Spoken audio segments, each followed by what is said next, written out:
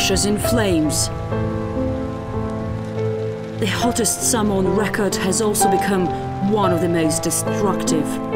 Massive forest fires have already burned about thousands of hectares of land in Russia, killed more than 40 and left more than 2,000 homeless, with wind speed of 20 meters per second. It's moving too fast, as you can see behind me.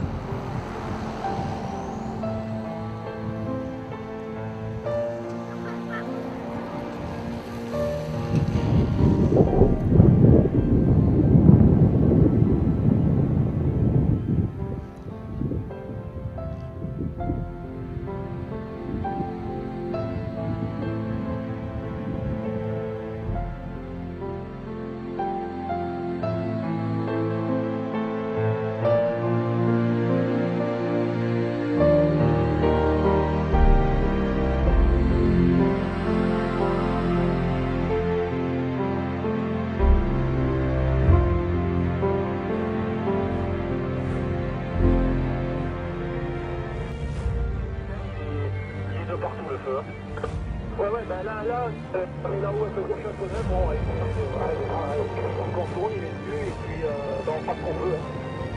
Par contre, tu t'engages sur rien, tu restes sur la route et en sécurité parce qu'il est trop fort et à 3 degrés, on fait rien.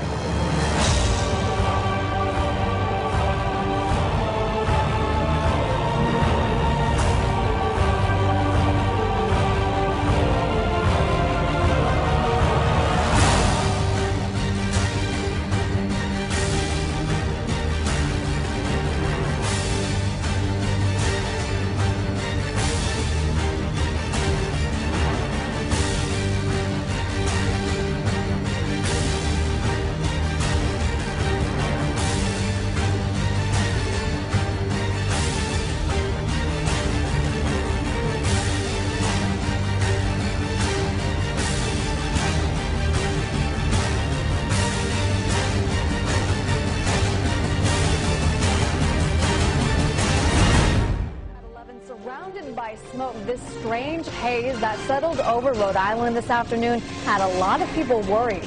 Recent spreading wildfires in Quebec, and the wind has carried smoke from those flames hundreds of miles down to us. Eyewitness News reporter Alex DePrado is watching the effects. He joins us live with the Providence Mobile Newsroom and our top local story. Well, Aaron and Mike, it is a lot clearer out here tonight than it was at sundown, and this sudden smoke left southern New England surrounded. You can see it, and if you take a deep enough whiff, you can smell it too. It's just like wood burning. You smell it? Yeah. The smoke that blanketed Rhode Island this afternoon has come from 50 wildfires in Quebec. Some are out of control. Clary Healy and her son thought the fire was nearby when they took their bike out for an early evening ride. We saw it and we wondered if there was a big fire on the east side, and now overlooking the bike path towards the city, it's completely blanketing the city. It's extraordinary. Now, far from the United States, about as far as it's possible to get. In fact, we have a story tonight of a fight for economic survival. Extreme weather is devastating Mongolia's nomadic communities and the livestock they rely on. Thousands of families have lost everything, and aid agencies are now appealing for help in the face of the unfolding disaster. The BBC's Chris Hogg has travelled to the worst affected part of the country, an area called Uvorkangai, where almost 1 million animals have died. It's supposed to be spring in Mongolia, but you wouldn't know it. a winter more severe than many herders can remember, shows no sign of abating. Mongolians call this a dzud, a prolonged freeze after a summer drought that destroys the grazing. Drought-ending rains are about to deliver the state's best winter crops and a devastating swarm of locusts. Experts are predicting a plague of biblical proportions.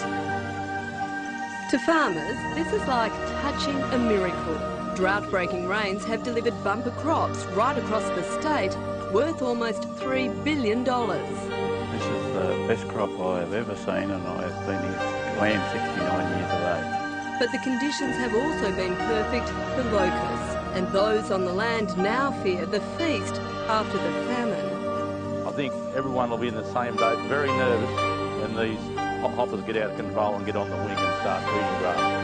The tiny threat en masse is potentially just as devastating as drought. That's probably somewhere between 5,000 and 10,000 per square metre. That's a lot of grasshoppers, and they're going to do a lot of damage. We're looking at the worst plague in 30 years, so I guess it's biblical proportion.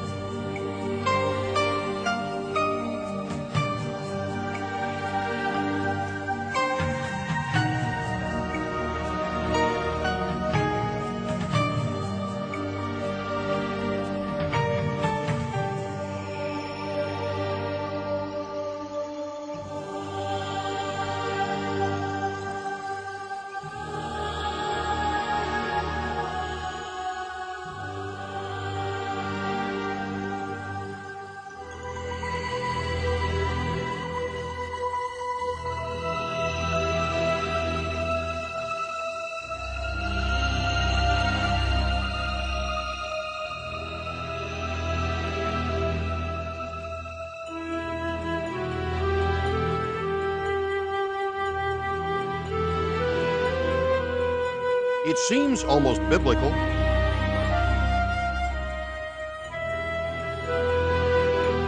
Massive flooding in China, India, and Pakistan, record heat waves in Russia, and ice sheets that have been in place for thousands and thousands of years falling apart. It's enough to make you think something even bigger is happening, and scientists say that's the case. These events are not disconnected. The events are stunning. Hundreds of people killed in China where flooding triggered landslides. Moscow has endured record heat that has ignited hundreds of wildfires and raised the city's death rate. Even parts of Europe have seen extreme flooding that has torn apart communities. Carl says all of this is not a sign that global warming is coming, but rather that it's already here. To date, this year, from January through July, on average, global temperatures are warmest since we've begun keeping records back 1880.